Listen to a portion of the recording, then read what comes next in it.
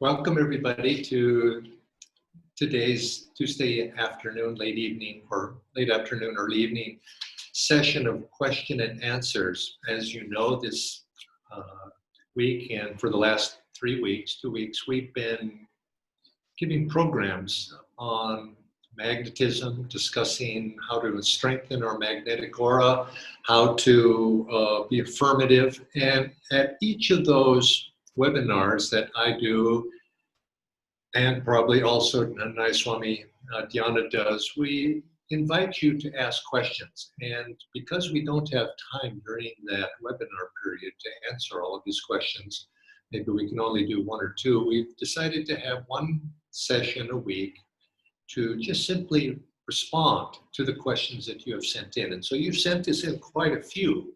Now, whether we get to all of them or not, I'm not quite sure. But I'd like to assure you that if we do not answer the question that you have submitted on this program this afternoon, we're going to try to write to you. If we have your contact information, we'll try to get back to you with a personalized answer and be able to address everybody who's actually submitted a question. But I've taken the ones that perhaps might be of more general use, general interest, and I'd like to ask Dr. Aditya a few of them because he's a medical doctor and I feel more comfortable asking some of them that are in that realm, asking him to answer those. But both of us too, we can answer all the general questions as well. So I'm going to start, I think I'll start with the question that came to me, or was addressed to me, and this person writes that in her past, what if lots of people have been unfair or treated her badly, and consequently now it has induced a sense of fear and scars from the past. And so here we find ourselves in a situation with this virus. We're locked in, we're in an unusual situation. We can socially isolate to some degree, but when we're locked in, we certainly can't socially isolate from everybody who's locked in also with us. And so consequently, the need, we're social beings and we need to have these relationships, but sometimes we feel ourselves blocked because of what has happened in the past with perhaps other people, and we tend to close up and close down, and we don't feel trust to be able to open ourselves up to other people. And this is not just in this infectious cycle that we're in right now, but just generally. People, because of things that have happened to them in the past, perhaps when they were young people, family situations, whatever it might be, they've been scarred. They've gone through traumatic experiences or very unfair experiences. And this, of course, is life. And to some degree, I suspect all of us have our difficulties in this way, but some more than others. And what happens is when we get older, one way we cope with those things is defensively by building a wall around ourselves, an emotional wall. And we lock ourselves in that emotional wall. And we know, we're observant, we know that that's not a long-term solution. It prevents that pain perhaps from coming now, from having to deal with people and opening ourselves up to them. But in the long run, we don't win the battle so much as just fending it off. And eventually all of those things have to be faced. And so I encourage people to one by one try to face those by bringing those walls down. But that takes a great deal of emotional courage to be able to do that. Face the troubles and face the past. And yes, life is sometimes unfair, and be able to realize that. And this is, of course, exactly why the spiritual path, why we meditate, to be able to build up that inner confidence is so important for us, is to be able to slowly have an inner companion in this struggle that we have with life. We have the inner companion of the gurus, we have the inner companion ultimately, most importantly, God is with us, and we have that confidence that yes, it takes courage to open myself to be able to invite, if I could say it this way, love into my life, to be able to expose myself and be vulnerable to the slings and arrows of what's going to happen that courage is ultimately what's going to carry us forward, to be, but feeling that we are not alone in this world. God is with us, and we develop that. Now, when you find that if you have done that, if you have developed that barrier around yourself, you can't drop it all down all at once. I mean, ideally, that's a nice objective. But the reality is we have to little by little begin to open ourselves and expose ourselves perhaps to being hurt emotionally, to expose ourselves to having people be unfair to us. But that willingness to expose ourselves and to engage is what is absolutely essential. We can't hide. And so this is a struggle for us in life, whether there's a virus or no virus, is to love courageously. And I found that the way to do that is you have to have a deeper sense of invulnerability, you might say, that the guru, that God brings, that the spiritual path brings, that no matter what happens, I stand unshaken because God and gurus are with me, and I'm willing to, my body's going to go, everything's going to go, but I have that strength of inner resolve that will carry me through. Now, this is a topic for the whole half an hour or hour discourse, and so I can't go much further than that. But if you want me to answer that in more depth, please do write. Send an email or whatever way we can communicate, and I'll get back to it further with that. I'd like to ask Dr. G here with me. Person was writing about impatience, and I was talking last class, I believe it was, or maybe one before, about anxiety.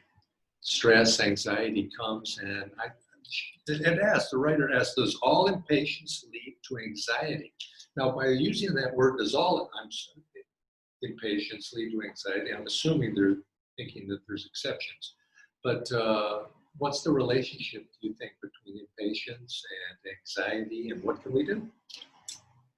I think, friends, like pretty much the question is also presenting its answer, that the word impatience does not carry a very positive note with it, basically is what I'm saying. At the same time, we don't have to be anxious. I remember reading these lines in the book Biography by Swami Kriyananda. He said, Yogananda ji's life was lived in a sense of urgency.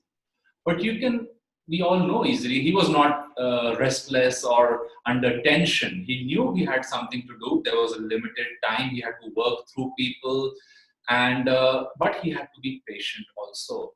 Swamiji used to remind us that patience is the shortest way to God realization, to calmness, that ultimately things do happen. They may not, again, as Jaya was saying, happen in this lifetime. The body may go, but the work continues. Now, of course, when we have to get something done in a short period of time, which is maybe what you're asking over here, I'm reminded of that time when Yogananda ji was getting late for a lecture, and he looked at his watch and he realized he's late. So he started running, and the person who was next to me said, "Oh, sir, please don't get nervous. It's okay if you're slightly late." And Yogananda ji said, "I'm not nervous. I'm quite calm. But to run but to not run when you have to is laziness." So basically, and he ran, and I believe that guy ran with him because they had to reach this lecture. So the thing is, we can still, like Sri Yukteswarji said, work with calmness, actively calm, and to be calmly active. So again, meditation helps with that, and attitude. Also, patience is a great lesson we have to learn. Sometimes, again, what you want to do may not happen right away, but you see that a few weeks later, a month later, people do understand. And that's also how we personally grow, that we don't get things right away. So I think no need to be anxious, but we continue with our efforts. It also, patience helps us understand ourselves and others better, to develop empathy. So I'm going to ask you a second question here, because this is best directed toward you. This person has sleeping problems, and the relation between that and the diet, and asking what the best foods to overcome sleeping problems. Or I might rephrase that and say, what don't you eat? Maybe could also be answered in your answer. Yeah, now sleeping problems can be two things. I mean, are you asking, again, you could write in detail, but are you looking for, it's sort of implying that you're eating something which is causing you to fall asleep too much. First of all, I would just generally say that if you're just feeling lack of sleep or if you're feeling tired all the time, just reflect back, how is your sleep going? But certain foods certainly, help us, let's say, get to sleep quicker. They say something which has carbohydrates like tryptophan, especially, which carbohydrates make more easily available to our body. Tryptophan is a protein. It is most implied in having a better sleep. So you want to eat something which has that, but again, not too much. If you eat too much carbohydrate, rice, chapatis, that's why we fall asleep. Proteins do the same thing, friends. For that matter, anything which has, they say, calcium, vitamin B6, or magnesium, which again, without going in too much specifics, a balanced diet provides all those things in the right amount. Fruits, vegetables, cereals, proteins, milk products. So something like that will help you get adequate and like a good cycle of sleep. But again, as I said, if you're feeling too sleepy or if you're not able to sleep, we have to look at things like, are you eating late meals or too much food at night, or alcohol perhaps, which contrary to the belief, it does not actually allow us to go deep in sleep. So again, we go into this cycle where we're not able to sleep properly.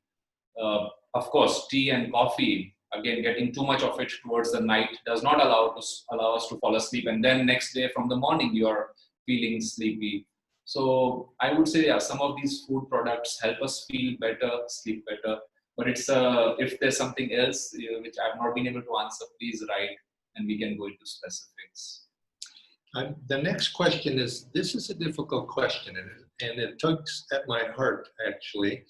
And there's part of it's general and part of it's personal. And the personal part, I want whoever asked this question to know that I'm going to make an effort to contact you personally, and I have the contact information. We'll talk about this or explore it. But it's basically something that I have read on the internet that we're in an infectious pandemic right now, but there's also another pandemic that's happening simultaneous to this, particularly because we're being locked down and we're in tight quarters, and there's spousal abuse is on the rise.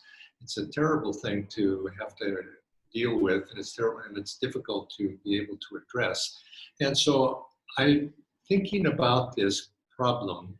I need some help from all of you. What do you recommend? And if you would send your recommendations to me in a situation where a person is trapped, let's say it's a wife and mother trapped in an abusive relationship with a situation with their husband.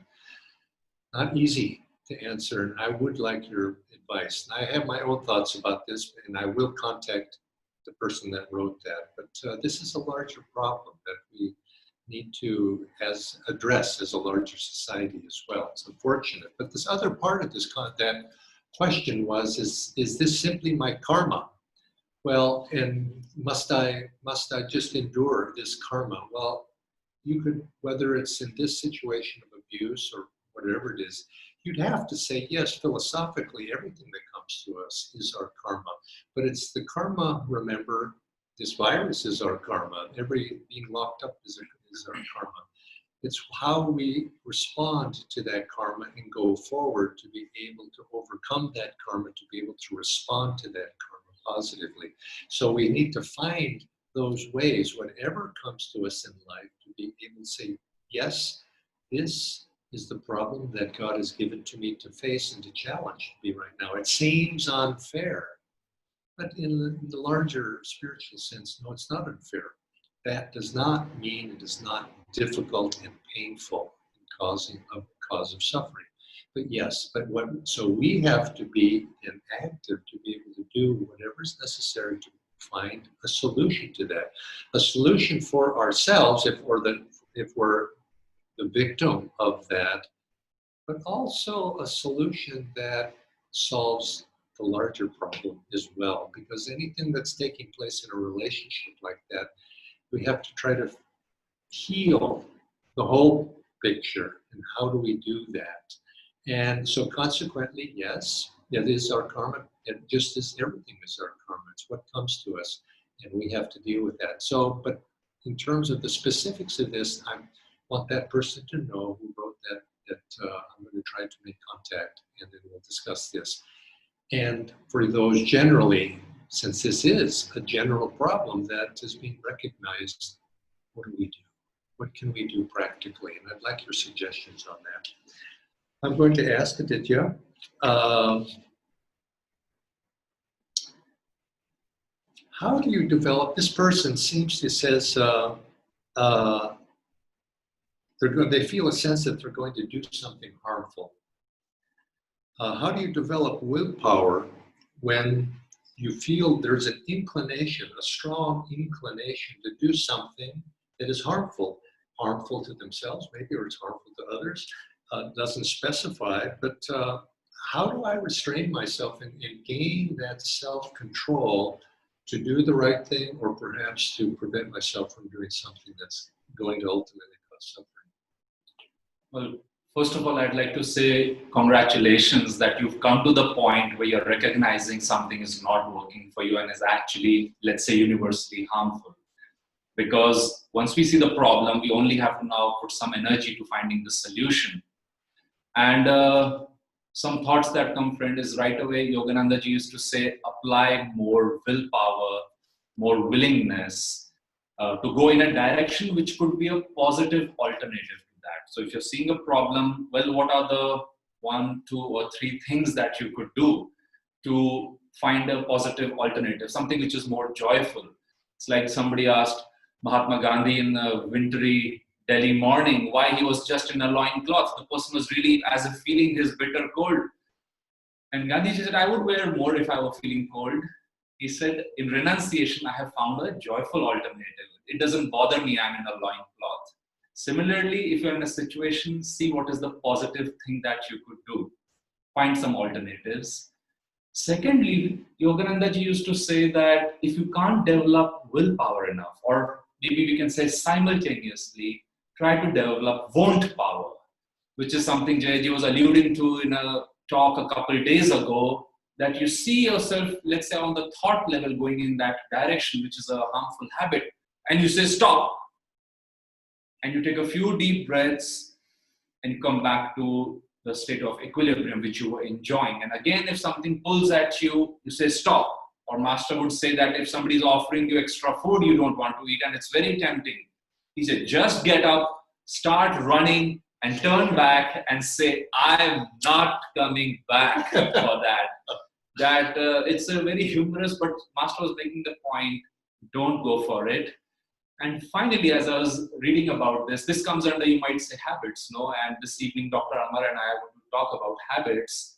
I read this beautiful thing, again, which one of our acharyas were mentioning in the last few days. Master said, if you're really in the grip of a habit which is not helping you, he said, just try to talk to God and say, God, I know you are doing this through me. I have nothing to do with this habit.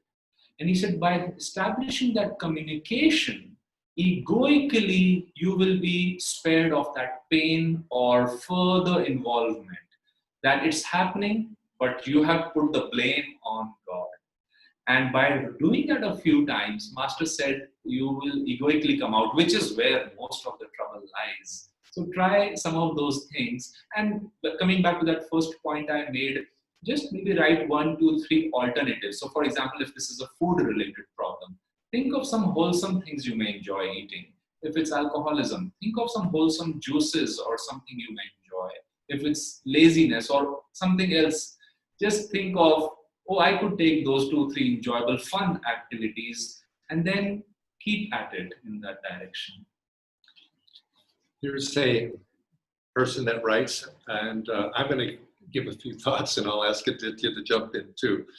It's in some way I chuckled when I read this, but it's actually quite serious, and so it could be either approached either way. And this person is has a family member, and the family member is an elder, and I think probably that's why I was chuckling, because I was relating myself to that elder, who's the elder is not following the rules, you might say, of good behavior to be safe. And so what if the family member, an elder, is putting themselves at risk? In this case, the explanation was the person's going out, they're not watching for social isolation or restrictions, and we know that if elders catch this disease, it's much more serious for them potentially.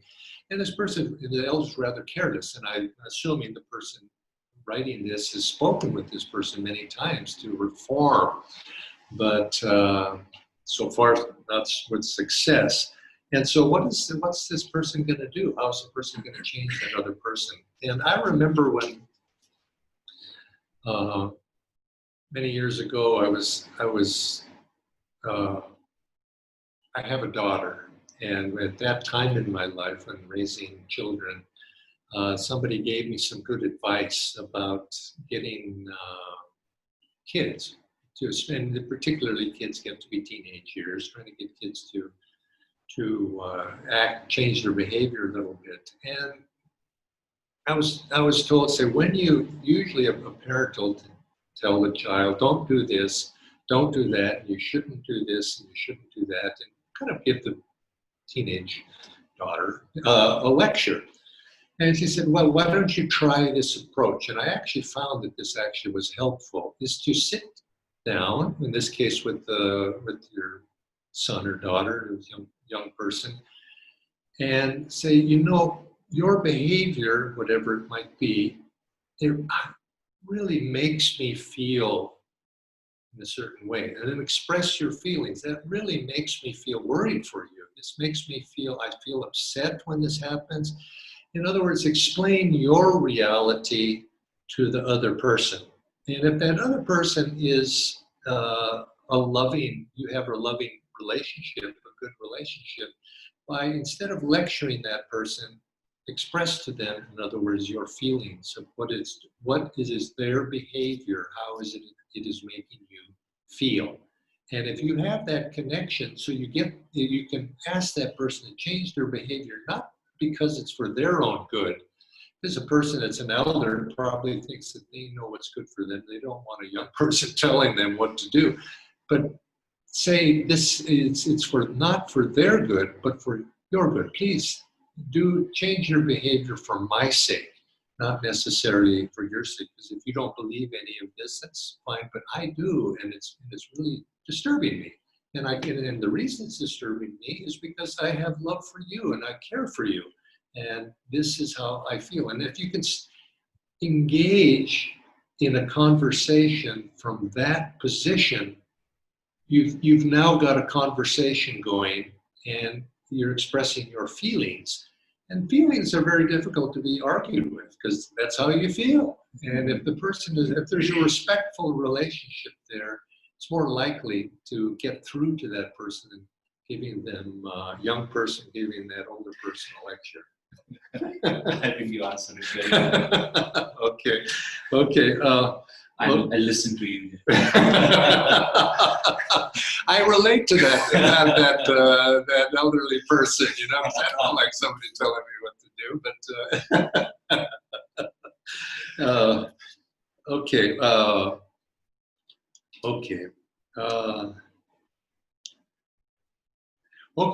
Aditya, how can one uplift the consciousness of a loved one who is far away, or even you maybe not necessarily need to be far away because space is real, what is space after all. But how do you uplift the consciousness of another person? And maybe they're in the house, but maybe they are. Maybe they're in the UK or somewhere far away and they may be in danger. Mm-hmm. I think just something, friends, we all, I believe, are doing right now is to pray for that person. That, on one level, that is one of the best offerings we can give. We know those tools and techniques of meditation, of prayer, of Yoganandaji said divine will healing. That was how he described his healing. that inviting Divine Mother's presence. And it works that we may not know somebody's praying for us, but there are those moments we feel good, we feel uplifted for no reason. So maybe think of this person, pray. And of course, as Jayaji said regarding the previous question, if it is somebody who you have a wonderful relationship with, then give them a call, have a video chat, tell them that, again, maybe for your sake, in these times, here are some things they could do which help them. Today, actually, after many months, I had a chat with a friend who had called me, and he's, again, as most of us, all of us are, in a lockdown, and he doesn't have his parents anymore. So we're just going through those things. We need to exercise, we need to get in the sun, we need to meditate, we need to break the sweat. I said, I hope you're eating the fruits and vegetables and dals and rotating all those things, just giving basic nutritional advice. So if the person listens, have that chat. Otherwise, I would say pray for them. Anything you'd like to add? No, I think that that is generally we have to realize that a person, they may be physically far away, but really the connection in the heart knows no boundaries. No, it does not know limitation, and you make that connection. It's the uh, it, and especially if that other person is receptive. You see, there's two. You make the connection, but if the other person is open to your prayers, you have established that openness already, then they will begin to feel that and that openness, and then it can come back the other way too. And I think it tells us to be open in ourselves to receive other people's prayers. Oftentimes, we like to pray for other people, but are we open to receiving prayers from them? And I think this is something to think about, because open ourselves, I think our prayers for other people perhaps may not be quite as effective. Now, I don't know that to be true, but it seems to me that would be there. So develop that sense of openness, and you'll find that the connection with other people. Now, I mean that openly, just generally with other people, but also specifically to open ourselves to the prayers of other specific individuals to whom we want to send our prayers to. And then we open that line of communication, that heart line between ourselves and that other person. And I'm going to finish with one just short one here. This is yesterday I was talking, or was it the previous one? I forget. I was talking about the practice of overcoming attachments, because these attachments bind us. They bind us in terms of our self-identity. They bind us in terms of desires. They bring us back again and again, and it keeps us from feeling a sense of freedom. And so we have all of these various attachments within ourselves. And I was giving the example of analogy of thinking of each of these things that we're attached to. At the end of the day, what are those things that come to the surface that we particularly feel a sense of attachment toward? And try to let those attachments go into freedom. Now, it doesn't mean that sometimes a person thinks that, oh, I'm attached to them. That is a demonstration of my love for that person, because I'm attached. You see that? And they hold on to it as thinking that the more I'm attached, the more I'm loving that person. But that's actually not so at all. What you're doing is you're binding that person in some sense, because attachment comes from ego. Attachment comes from self-identification, a personality. Whereas we want to have a divine, you can say, attachment that wishes freedom for all souls, and also freedom from our own position, and being able to rise up in soul union. So it's not our binding to other people is not based upon compulsions, but it's divine union. And so the highest thing we can hope for other people is that they are free and that we are free. And in my freedom, I pray for your freedom. And so consequently, mentally at night, reviewing those attachments that we have, and in love, letting them go, so that you could say that if it's a person, it's a relation, that way, allowing that person to rise up in freedom. And in the same way, you too rise up in freedom. And I use the analogy which Swami Kriyananda would often say. He says, you can think of some of these attachments, particularly to material things, this applies to very well, is you can think of them as strings that are coming out from the heart, because it's the heart that where these attachments reside.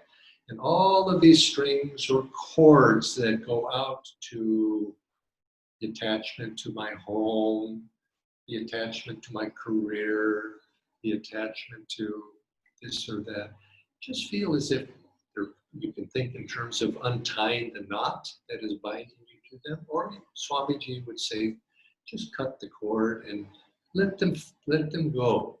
That you're free in that as you drift, you might say you drift upward in consciousness and freedom. Just let them go. And you'll find that those things that are truly dear to you, they don't go away. You don't lose them. Sometimes people are attached to things, say, oh my, if I don't feel that attachment, they're going to go away and I'll be left. That's not true. Love binds us. Let love be the bond, not desire and a holding on, binding other people or things to us. But that which we really need will be there for us when we need it. And so, any final thoughts, Aditya ji? Okay, we may have missed a couple of those questions, but like I say, we'll review the list of questions and try to contact and write to you and answer for anything that we were not answering on this program. Send in your, if you have sent in some during this program, we'll get to them next week. And if in the programs that come up next Saturday at 7:30 and next Monday 7:30, programs, questions arise, send them in and we'll come back same time next week to answer your questions. Also, if there's something particularly, if it's a general enough question of a topic that you would like me to address in terms of magnetism, strengthening ourselves to become more magnetic, or perhaps removing some of those blocks that we have to our magnetism, if there's something that you'd like me to address, I'm open to suggestions as well, so you can send those in to me, and I'll consider it. So joy to you, and we'll be with you next week.